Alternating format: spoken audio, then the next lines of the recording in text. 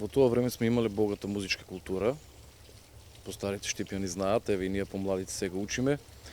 Со огромна храброст на идеја на професорот Сергеј Михајлов е одлучено да се направи првата опера во Штип на 29 август 1925 година, заедно со тогашниот драматург Душан Будимировиќ, кој самиот е режисер на операта, а Сергеј настапува како диригент.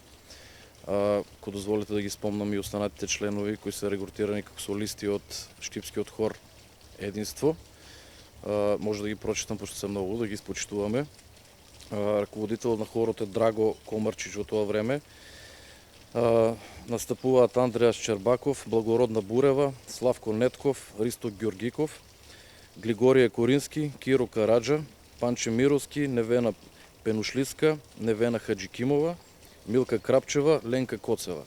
Овде има и солисти од останатите опери кои непосредно после операта Палјачи се изведени од страна на Сергеј Михајлов, како операта Фауст, која во тој период била и ден денес значи за многу тешка опера, меѓутоа еве Сергеј успеал во сето тоа.